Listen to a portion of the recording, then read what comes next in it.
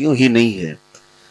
آج جس صحابی رسول کا ہم ذکر کرتے ہیں وہ ہیں حضرت سیدنا صہیب رومی رضی اللہ تعالی عنہ. حضرت صہیب مکہ کے رہنے والے تھے. رومی آپ کا لقب ہو گیا. اس کی وجہ یہ ہے کہ پہلے آپ کے آبا و اجداد عراق کے کسی شہر رہا کرتے تھے اور رومیوں نے اس وقت وہ سپر پاور ہوا کرتے تھے. دو ہی حکومتیں پوری دنیا میں سب سے بڑی طاقت والی تھی جس کو آج ہم قیصر و کسریٰ کہتے ہیں. روم جس کو چلانے والے کو قیصر کہا جاتا تھا اور ایران اس کے بادشاہ کو کسریٰ کہا جاتا تھا. تو قیصر و کسریٰ دو سپر پاور طاقتیں اس وقت ہوا کرتی تھی.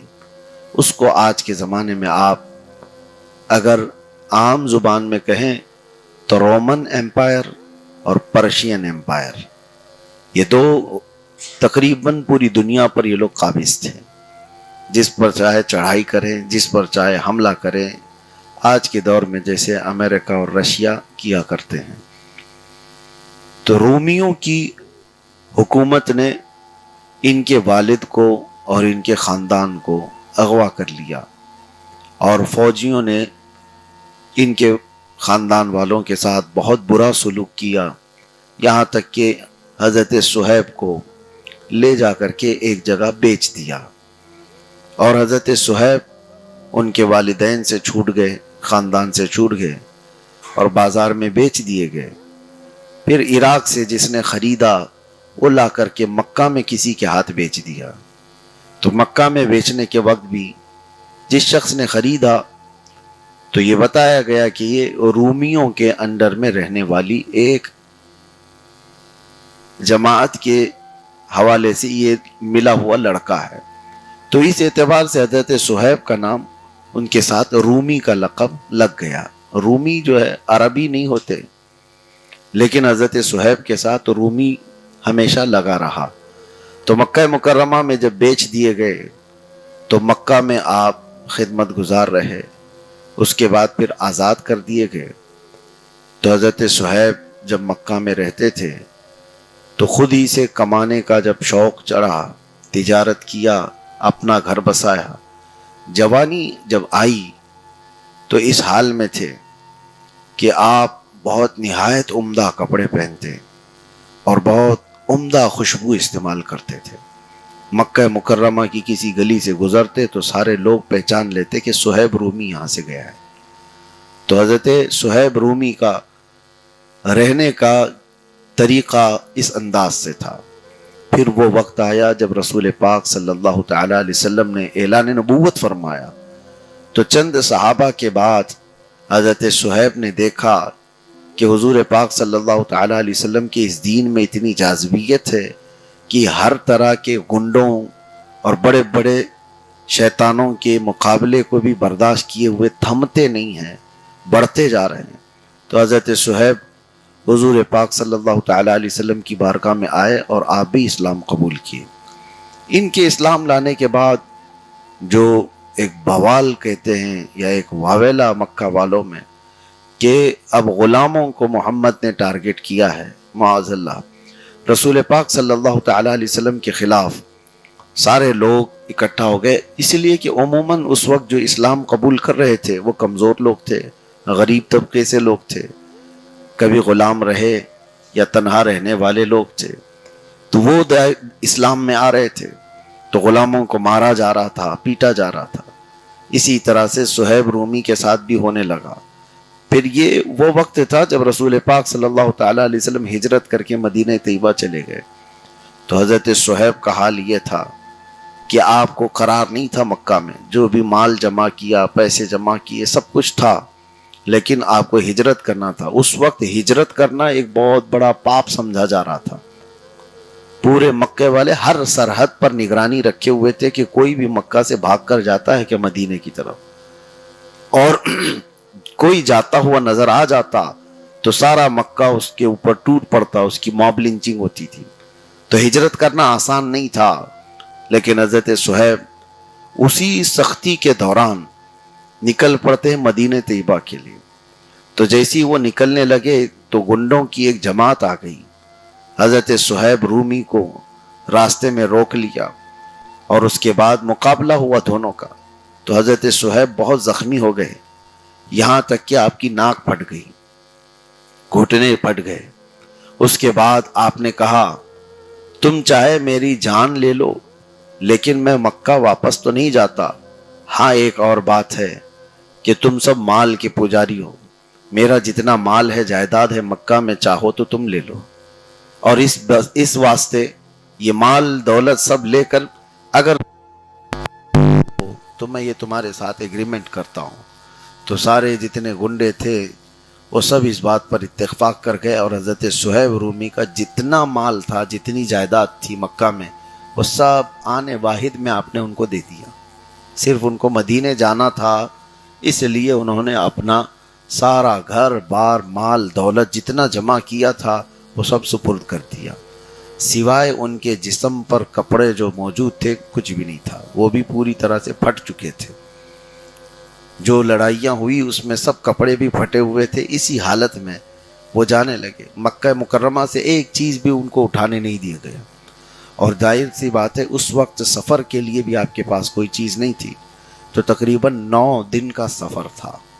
مکہ مکرمہ سے مدینے جو پیدل جاتے 9 دن کا سفر ہوا کرتا تھا۔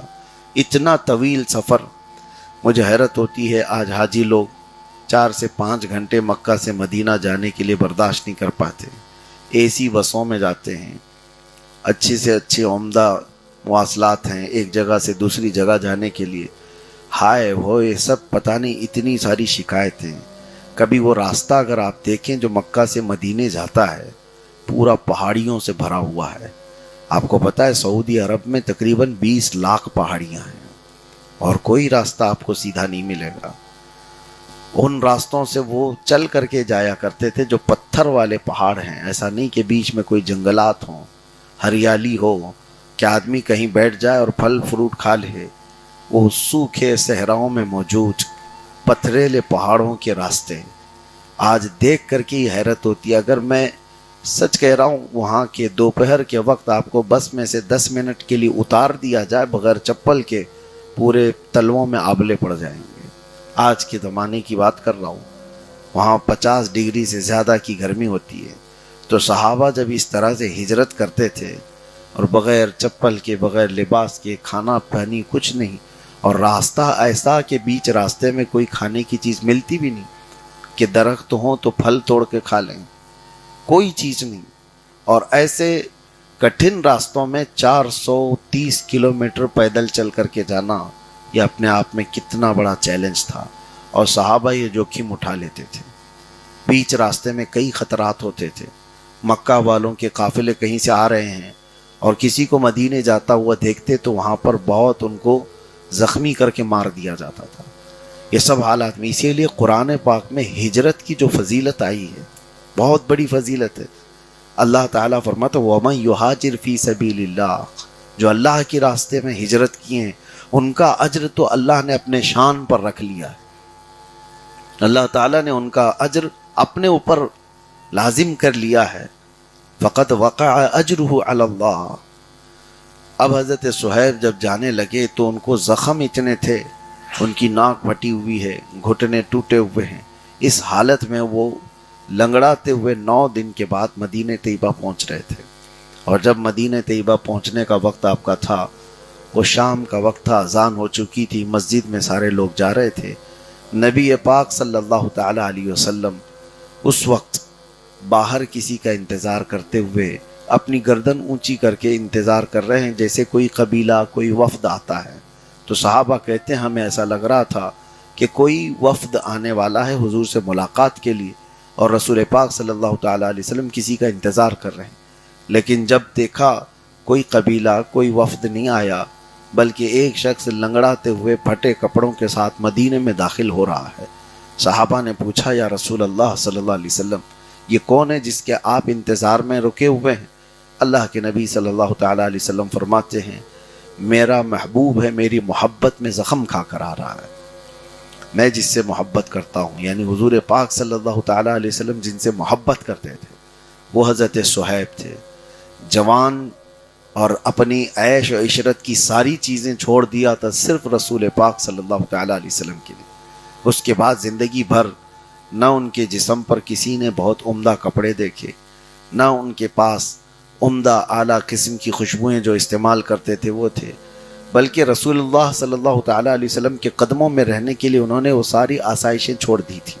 جب مدینے داخل ہوئے تو سب سے پہلے میرے آقا صلی اللہ علیہ وسلم نے اپنی چادر اٹھا کر ان کو پہنا دی اور سینے سے لگایا، اور اس کے بعد حضرت صہیب رومی کہتے ہیں میں نے جتنے زخم کھائے تھے واللہ مجھے ایک بھی زخم کا درد باقی نہیں رہا۔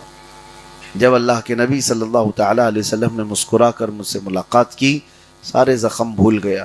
یہ تقریباً صحابہ اکرام کی سیرت پڑھو، ان کی زندگی میں کہیں نہ کہیں یہ چیز مل جاتی ہے کہ ان کا ایک نعرہ تھا۔ حضور پاک صلی اللہ تعالیٰ علیہ وسلم کو دیکھتے وہ کہتے کل مصیبت بعدک جلل یا رسول اللہ، ہر مصیبت آپ کو دیکھنے کے بعد ہلکی ہو جاتی ہے اے اللہ کے رسول۔ حضور پاک صلی اللہ تعالیٰ علیہ وسلم کے ہوتے ہوئے وہ صحابہ کہتے تھے ہر مصیبت چھوٹی ہے، اور اسی لیے کسی نے پوچھا کہ رسول پاک صلی اللہ دنیا میں کوئی بھی آدمی کچھ کرتا ہے تو اس کو ریٹرن کچھ چاہیے ہوتا ہے، آپ کسی کے لیے کچھ کر رہے ہیں تو آپ کو کچھ چاہیے۔ یہاں پر مالی اعتبار سے، منصب کے اعتبار سے انسان یوں ہی کسی کے ساتھ ساتھ نہیں رہتا۔ عام طور پر صحابہ اکرام رضوان اللہ تعالیٰ علیہ مجمعین سے پوچھا گیا کہ اتنی تکلیفیں اٹھاتے ہو، اتنی مصیبتیں اٹھاتے ہو، اور بدلے میں آپ کو رسول اللہ صلی اللہ تعالیٰ علیہ وسلم نے کیا دیا، کیا چاہیے آپ کو؟ حضور تو جنت کا وعدہ کرتے ہیں، آخرت کی بات ہے، لیکن عام طور پر انسان جلدی اس کا ہضم نہیں کر پاتا کہ آخرت تو آخرت میں دیکھا جائے گا۔ یہاں جواب صحابہ اکرام کا بہت الگ انداز کا ہے۔ یہ نہیں کہتے کہ اللہ کے رسول صلی اللہ تعالیٰ علیہ وسلم وہ جو دیں گے وہ بعد میں دیکھا جائے گا، نہیں، بلکہ وہ پلٹ کر کے یوں کہتے ہیں یہ کہنا ہی خطا ہے کہ ہم نے کوئی مصیبت اٹھائی، یہ کہنا ہی غلط ہے کہ ہم نے کوئی مصیبت اٹھائی۔ اس بڑی عظیم شخصیت رسول اللہ صلی اللہ علیہ وسلم کے سامنے ہمارا جو کچھ بھی مصائب کو جھیلنا ہے اس کا ذکر کرنا ہی بہت بڑا گناہ وہ سمجھتے تھے، اس کا ذکر کرنا مناسب شان نہیں ہے، بلکہ ہماری زندگی بھر ہر دن اگر ہم کو توڑا جائے پھر بنایا جائے، توڑا جائے پھر بنایا جائے، تب بھی حضور پاک صلی اللہ تعالیٰ علیہ وسلم کی ایک مسکراہٹ کے برابر نہیں ہو سکتا۔ یہ صحابہ اکرام رضوان اللہ تعالیٰ علیہ مجمعین، ہم تو یہاں پر تکلیفیں گنانے لگ جاتے ہیں، دین کی خاطر ہم نے یہ کر لیا ہے، بلکہ ان تمام چیزوں کو گنانے کو بھی صحابہ اکرام مناسب شان نہیں سمجھتے تھے۔ اور اللہ کے نبی صلی اللہ تعالیٰ علیہ وسلم ایک بار مسکرائیں تو ان کی زندگی کی ساری مصیبتیں وہ کہتے تھے وہ ہلکی ہیں۔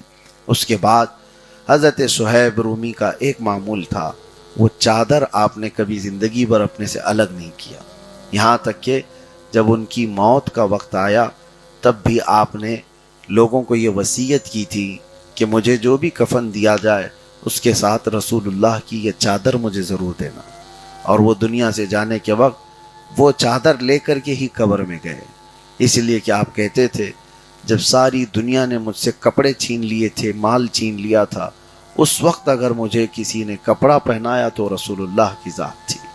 میرے آقا صلی اللہ تعالیٰ علیہ وسلم نے دنیا میں بھی وہ عزت بخشا۔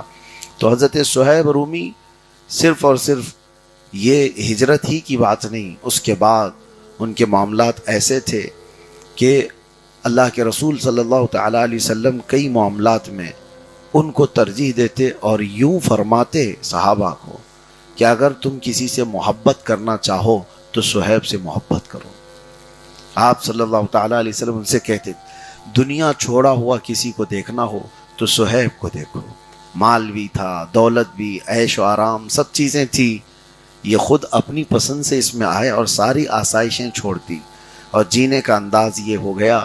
تو کئی مرتبہ سفر حضر میں آپ کے متعلق کہا کرتے ہیں، صحابہ سفر میں جایا کرتے تھے تو سب اپنے اپنے توشے دان وغیرہ کے ساتھ ہوتے، اور صہیب کے پاس کوئی چیز نہیں ہوتی تھی کھانے پینے کے توشے دان وغیرہ، تو صحابہ دیکھتے ہیں کہ اکثر گھاس کو اٹھا کر کے اس کو پیس کر کے کھا لیا کرتے تھے۔ اور کبھی انہوں نے ذکر تک نہیں کیا کہ میں گھاس کھا کر کے زندہ رہتا ہوں۔ یہ عام بات نہیں ہے، کوئی عیش و آرام میں جینے والا اور وہ اس کی زندگی اچانک ٹرن ہو جائے اور پھر وہ اس پر صبر کر کے رہے اور کبھی اس کا ذکر نہ کرے، یہ اپنے آپ میں ایک بہت بڑی مثال ہے۔ اللہ کے نبی صلی اللہ تعالیٰ علیہ وسلم نے اسی لیے فرمایا جوانوں کو چاہیے کہ وہ صہیب رومی سے محبت کریں۔ آج حضرت صہیب رومی رضی اللہ تعالیٰ عنہ کی زندگی کی ایک مختصر جھلک میں آپ کے سامنے رکھا، باقی ان کی سیرت پاک میں ہر جنگ میں حضور پاک صلی اللہ تعالیٰ علیہ وسلم کے ساتھ حاضر رہے، بلکہ بسا اوقات اللہ کے رسول صلی اللہ تعالیٰ علیہ وسلم نے ان کو پورے مدینے کا امیر بھی بنایا۔ کچھ جنگوں میں جانے کے وقت آپ کو مدینہ طیبہ میں امیر بنایا گیا، اور اس وقت جب حضرت عثمان غنی رضی اللہ تعالیٰ عنہ کی خلافت ابھی قائم نہیں ہوئی تھی، حضرت عمر کی شہادت ہو چکی تھی، تو جو بیچ کا عرصہ تھا اس وقت مسجد نبوی کا امام حضرت صہیب رومی کو بنایا گیا تھا۔ تو حضرت صہیب اس پائے کے صحابہ میں سے تھے کہ صحابہ اکرام رضوان اللہ تعالیٰ علیہ مجمعین، جبکہ بڑے جلیل القدر صحابہ موجود تھے، مولا علی کرم اللہ وجہہ الکریم شیر خدا موجود تھے، لیکن امامت کے لیے مسجد نبوی میں حضرت صہیب رومی کو پسند کیا کرتے تھے۔ تو حضرت صہیب ان کے سفر، حضر اور حضور پاک صلی اللہ تعالیٰ علیہ وسلم کی معیت میں جو رہنے کے معاملات ہیں وہ اپنے آپ میں ایک بہت بڑی مثال ہے۔ اللہ تبارک و تعالیٰ